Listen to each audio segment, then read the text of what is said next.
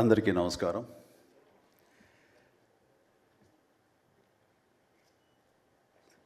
దిగ్దర్శకులు రాఘవేంద్ర గారు, కోదండరామరెడ్డి గారు,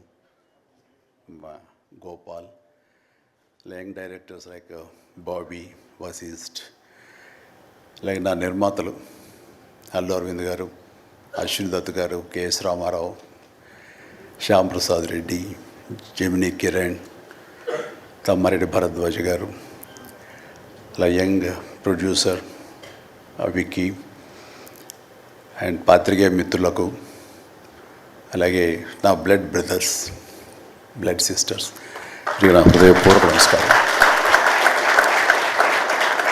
so first of all ఈ ఈవెంట్ ఇంత గ్లామర్గా, ఇంత మెమొరబుల్గా ఉంది అంటే దానికి ప్రధానమైన కారణం నా మిత్రుడు అమీర్ ఖాన్.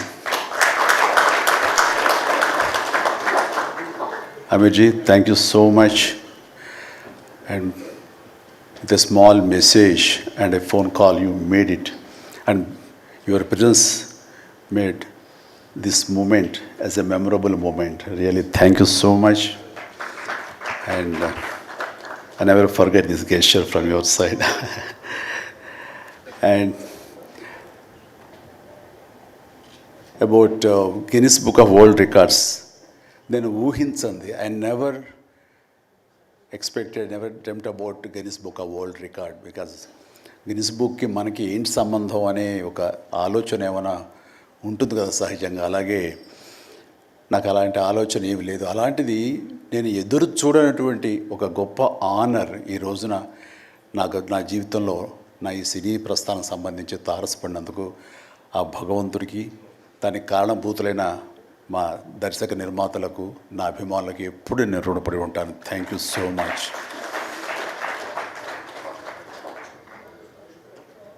నాకు డ్యాన్సెస్ మీద, బహుశా నటన కంటే కూడా ముందు నుంచి కూడా డ్యాన్సెస్ మీద నాకున్నటువంటి ఇంట్రెస్ట్ ఈ రోజున ఈ అవార్డు వచ్చేలా చేసిందా అని నాకు అనిపిస్తుంటుంది. ఎందుకంటే ముందు నటనకి శ్రీకారం చుట్టే కంటే, ఓనమాలు దిద్దుకునే దానికంటే నేను ఫస్ట్ డ్యాన్స్కి నేను ఓనమాలు దిద్దానేమో అనిపిస్తుంటుంది. నా చిన్నప్పుడు మా చుట్టూ ఉండే వాళ్ళని ఎంటర్టైన్ చేయడం కోసంగా ఈవినింగ్ అయ్యేసరికి అప్పట్లో ఉండే వివిధ భారతి కానీ, లేకపోతే శ్రీలంక సిలోన్, రేడియో సిలోన్ కానీ, వీటిల్లో వచ్చే కొన్ని తెలుగు పాటలకి అదే మాకు source of inspiration. I mean recording songs అవి రావడానికి. అప్పట్లో గ్రామ్ ఫోన్లు కానీ, టేప్ రికార్డులు కానీ ఇవన్నీ కూడా ఉండే పరిస్థితి కాదు ఆర్థికంగా. అలాంటి వారానికి ఒకసారి రేడియోలో ఎప్పుడు పాటలు వస్తాయా అని అందరూ ఎదురు చూసేవాళ్ళు. రాగానే శంకరబాబుని పిలవండి, డ్యాన్స్ వేస్తాడు, మనల్ని అలరిస్తాడు అని వాళ్ళందరూ ఉత్సాహంగా ఉంటే, వాళ్ళ ఉత్సాహానికి నేను మరింత ప్రోత్సాహంగా తీసుకుని దాన్ని డ్యాన్స్లు వేస్తుండేవాడిని. అట్లాగా అవి డ్యాన్సులు అంటారా, బాడీ కదలిక అంటారా ఏమో తెలియదు, ఒక ఎనర్జీగా అవి ప్రజెంట్ చేయటం అనేది ఒక్కడే తెలుసు నాకు. 7th class, 6th class, 8th class ఆ ప్రాంతంలో.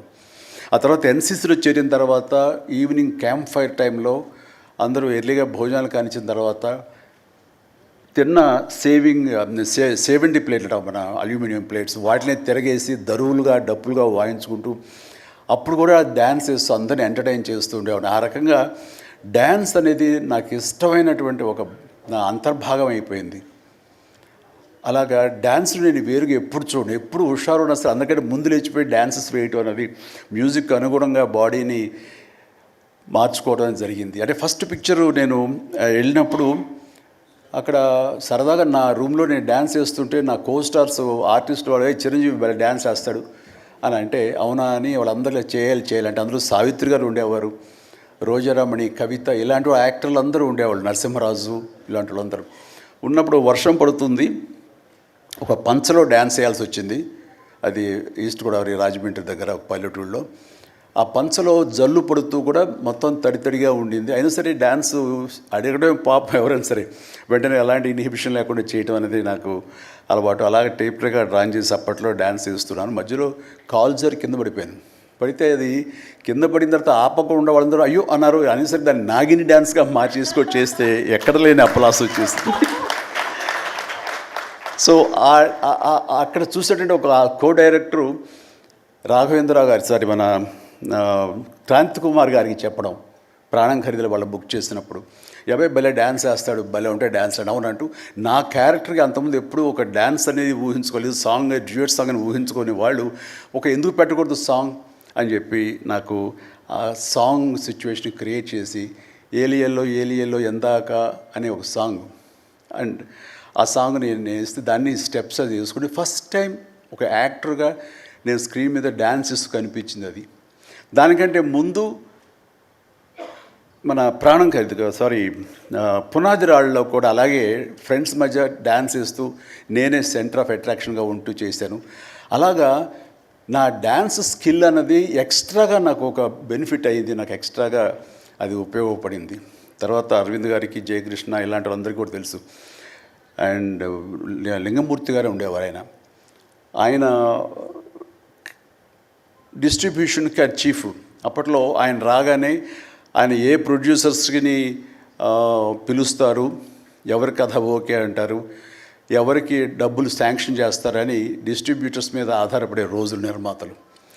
అలాంటి సమయంలో వేరు నాకంటే సీనియర్ హీరోస్, పెద్ద హీరోస్ ఎవరితోటో కథలు అనుకుంటుండగా చిరంజీవి అని అతను కొత్తగా వస్తాడుగా, అతనితో పెట్టి చేస్తే మీకు ఇంత డబ్బుగా ఇస్తాను, లేదంటే మామూలు అయితే కనుక దాన్ని లిమిటెడ్గా ఇంతే ఇస్తాను అనేసరికి డబ్బు ఎక్కువ ఇస్తానంటున్నారు అంటూ ఆయన లింగమూర్తి గారు నన్ను రికమెండ్ చేసేసరికి నా వైపే అందరూ కలిసి ఇతనే పెట్టుకుందాం అనేవాళ్ళు.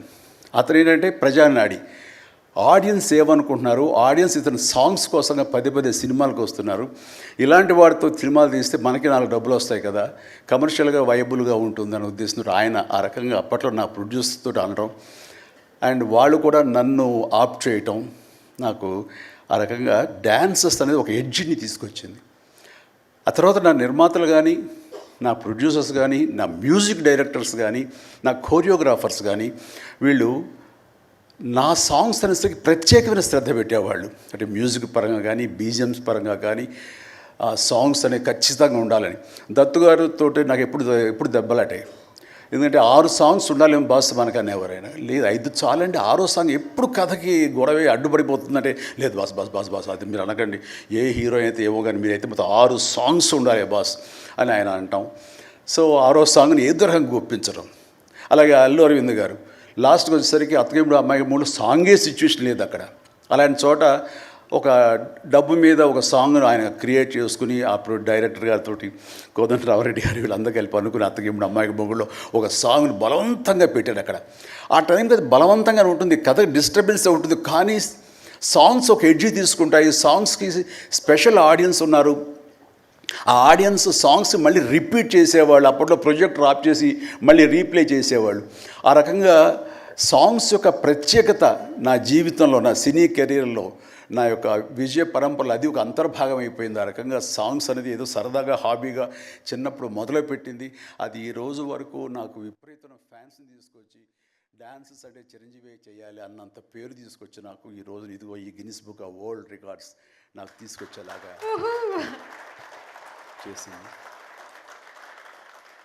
సో ఇది నిజంగానే అనూహ్యమైంది. ఏదో నటనకు వస్తుంది అన్నారు, వస్తుంది. అలాగే పర్సనాలిటీకి, మన సీనియారిటీకి అవార్డ్స్ వస్తాయి అనుకున్నా వస్తున్నాయి, అన్నీ అవుతున్నాయి.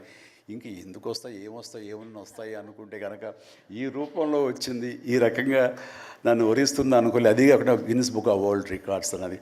So first of all thank you so much mister Richard.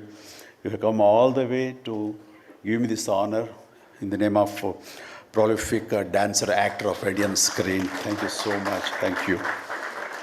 And then ఇంతకు మించి నేను ఎక్కువ ఏవి చెప్పలేను. బట్ నా యొక్క ఈ విజయ పరంపరలో నేను కొనసాగడానికి నాకు ముందు నుంచి దోహదపడుతున్న నా నిర్మాతలకి, నా తోటి నటీనటులకు, నా టెక్నీషియన్స్కి, నా డైరెక్టర్స్కి, ప్రతి ఒక్కరికి హృదయపూర్వక ధన్యవాదాలు మరొకసారి తెలియజేసుకుంటూ ప్రతి ఒక్కరికి నా అభినందనలు సెలవు తీసుకుంటాను. జై హింద్. Thank you sir. మీరు ఇంతకు మించి ఏమీ చెప్పరన్నారు, కానీ ఫ్యూచర్ ఫిల్మ్స్లో మళ్ళీ డాన్స్ చేసి మమ్మల్ని అందరినీ ఎంటర్టైన్ చేయండి సార్. ఒక్క ప్రామిస్ చేయండి సార్ ఫ్యూచర్లో. Is it a promise sir? విశ్వంబరలో. Wow, that's amazing sir. ఇంకొక కోఇన్సిడెన్స్ మీరు గమనించుండరేమో, I know you're not feeling well. 22 September నాడు సార్ యొక్క డెబ్యూ అయింది. Sir, first film release అయింది 22nd September and today is 22nd September. It is never ending. This year is officially amazing. This year is officially mega stars year.